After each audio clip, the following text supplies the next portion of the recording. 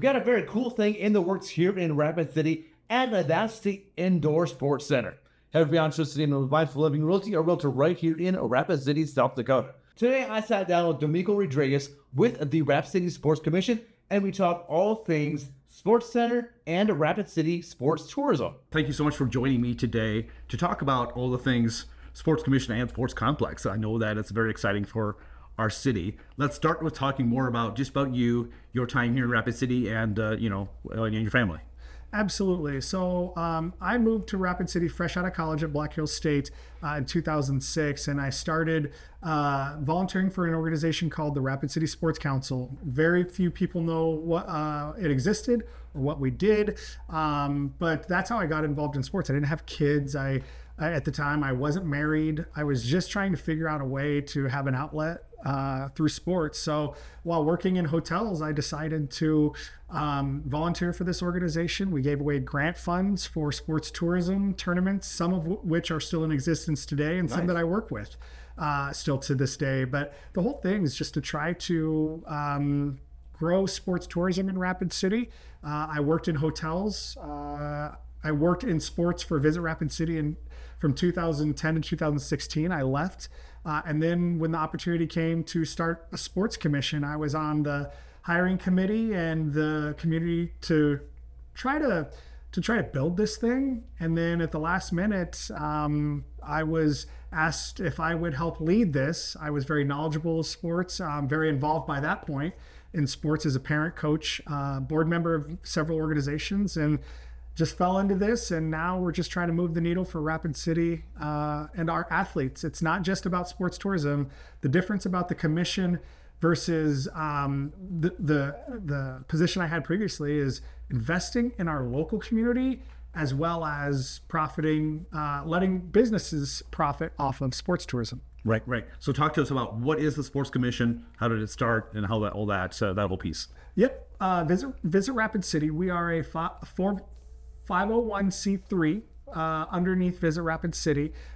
Visit Rapid City basically funds the Sports Commission, and it started with an idea.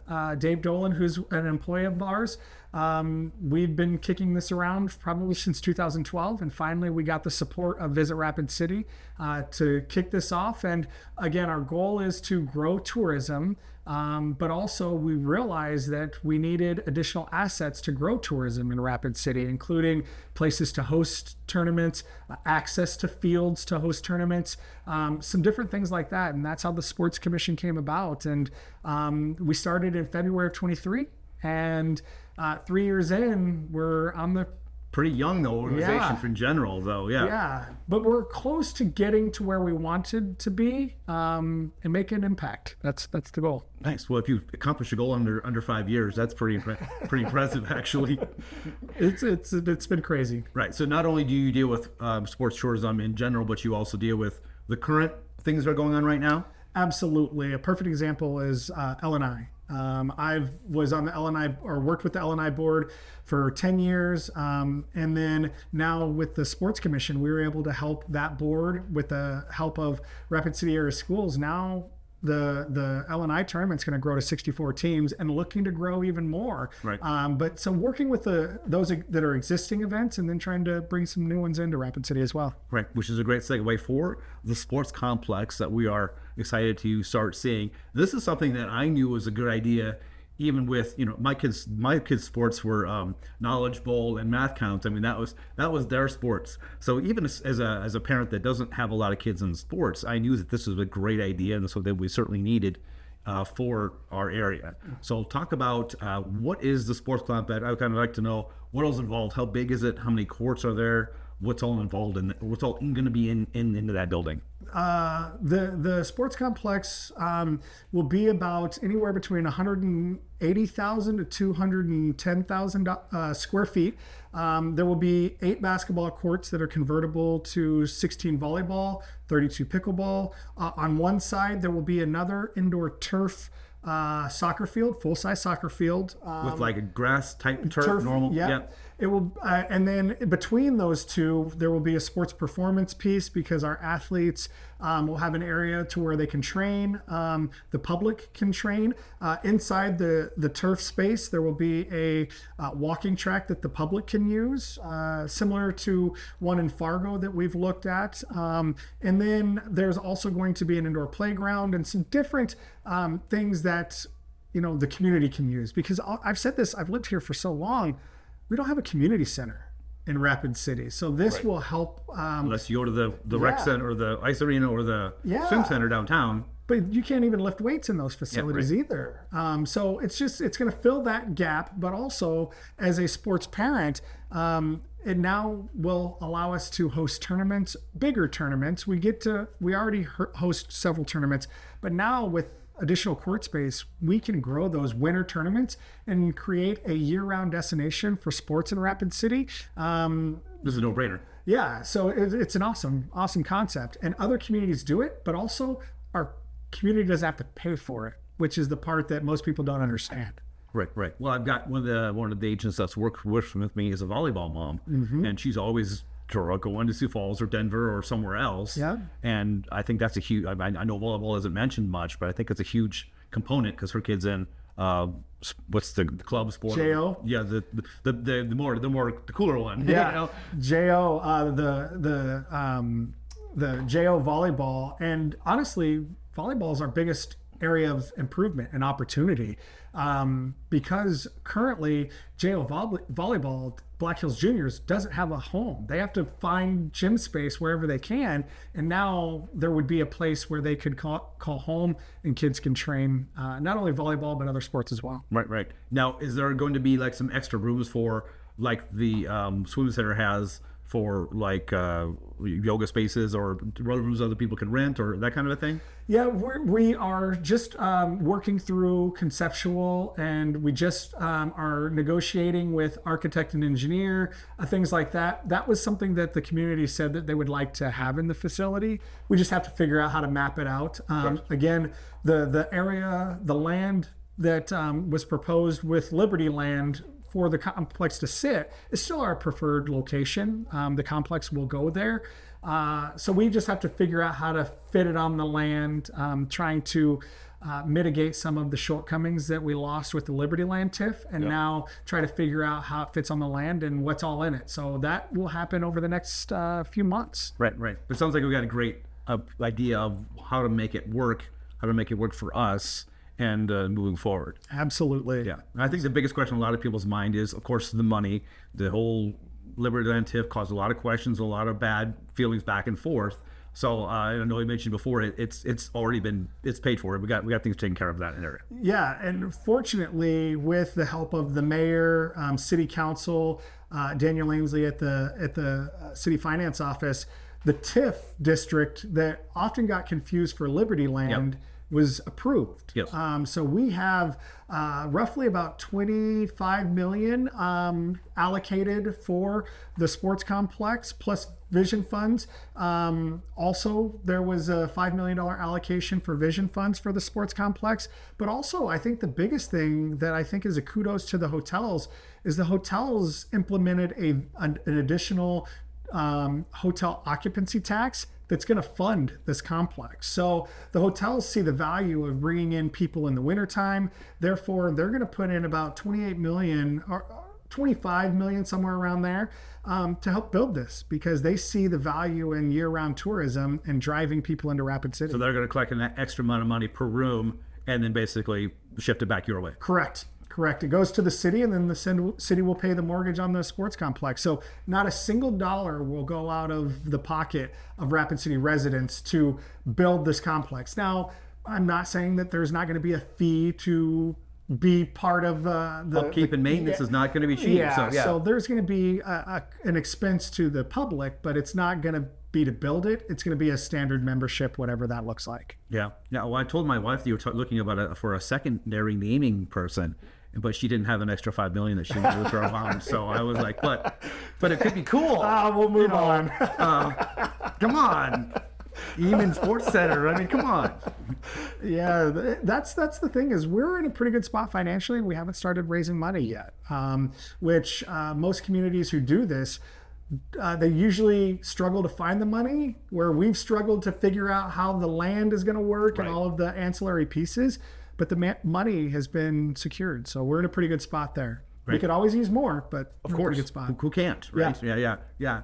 Any predictions so far on progress as far as when we're going to get shovels in the ground or start building, or how that whole process is going to work? Yeah, so we have a construction committee comprised of city staff, a couple community members. We've been meeting every 2 weeks. The hope is that we'll make some big announcements come August as far as who's going to build it, who's going to be the architects, who's going to run it, all the different things. In a perfect world, we'd love to get shovels in the ground January of next year. Some of the bids that we've seen come in for building it have it opening or functional as early as Q4 28, so about a 2-year process. The thing is it's not an intricate building. It's a very large open space building. 2 buildings that are very large and with open space, but it's not intricate. So it's all going to depend on the land, kind of some More of of the it might infrastructure. actually be in the development of the land itself, and to get the Correct.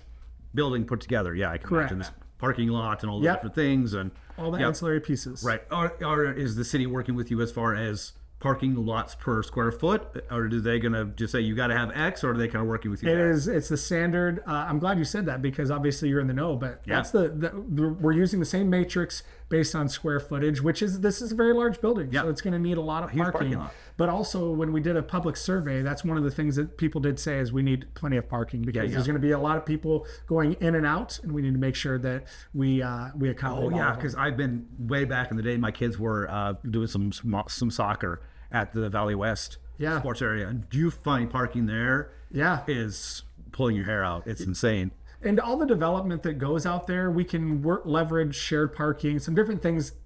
Liberty Land is not going to continue as it was proposed. But now there's an opportunity to develop around the complex and build some amenities into that development that support the complex. So all that's still to come, but we're in a pretty good spot. Yeah. I think that verbiage of "if you build it, they will come" is legitimately for that spot as well, because obviously hotels might be like, well, I want to start working around that because there's obvious income right there. If people don't have to drive down to Restaurant Crossing to get something, restaurants can just take care of the business right there. So Absolutely. that makes perfect sense. And you look at a community like Sioux Falls around the Pentagon and their sports facility, it was bare land and it's still undeveloped, but there's a lot that's happened. 2 hotels have come up, restaurants, the Great Shots that's there in Sioux Falls, all these different pieces are to support the complex. And we look to have that same kind of impact here in Rapid City as well. The big one is just to make sure that the community knows it was not tied to this Liberty Land. That's the big one, is everyone's misconception that they. Well, I think part of that problem was the ads that were out there about vote yes for whatever 20 it was. Had 3/4 of it about people in sports things happening. And so I felt like that wasn't presented in the correct way. And then now people have the misconception that it was tied together when really it isn't. So 2 separate TIFs, both had their strengths and weaknesses, but both, the thing is with the sports complex is our TIF was tied to the Black Hills Energy development, which will help support the complex financially. And that's a major, this complex would not happen without Black Hills Energy's allowing us to be part of that development, because they're investing in their community and now we get to go be part of that development. And again, it's going to be long standing. That complex is going to pay dividends for this community long after I'm gone. Oh, no question. And it's something that Rapid City needs. And my whole thing is I'm adamant about providing kids an opportunity to meet their potential through sport. That's just the athlete in me. I wouldn't be where I am without sports. Discipline, some of the things that you learn through sports. So it's a great opportunity for kids to, especially those that can't afford to normally travel across the state. Now they get to have it in their hometown. We still have to get people there. We've got to address public transportation and some things like that are long-term issues. But I think with the support of the city, the mayor, city council, I think we're moving towards the right direction to make this something that Rapid City will be very proud of over the years. Yeah, I think it's a no-brainer to me. I mean, even when I was looking at it, to have a spot between Bismarck, Billings, Casper, Yep. Sioux Falls, I assume at this point, there's nothing. Nothing. So that's just a logical spot Yes. to meet in the middle for everything. So I think it's pretty obvious that something's going to happen with that later on when we're talking about the tourism part of it. Absolutely. On top of, because I really appreciate it's got to be for local kids. Yes. That to me is important. That to me is very important. But let's not forget about the opportunity that we have to bring other people in. Yes. And the thing is what has made these facilities successful across the United States is they're used by the public Monday through Thursday, and then they get used for tournaments on the weekend. So you're providing a place for kids to meet their potential through sport, and then a place for people to compete. And again, I've been all over the United States the last 3 years as a travel parent, and I would love to have my kids play close to home. That's less expense than I have. Go to bed at night in your own bed. I mean, this is, again, that's another no-brainer there. Yeah, so it's a good thing. The mayor's been very supportive of it, and so we're just glad that we're finally getting to the point where shovels are going to be in the ground, and we're going to see some true progress coming up. Yeah, now that the plans are kind of becoming more than just an idea, Yes. that's pretty exciting. Yes. Awesome. Well, thank you so much for spending some time with me today, talking about this, and look forward to seeing it more in the future. Again, appreciate the opportunity. Yeah, thank you. Thank you. If you like this video, make sure to check out this video where I interviewed the mayor a couple years ago. Thanks so much for watching. Have an amazing day, and remember, love where you live.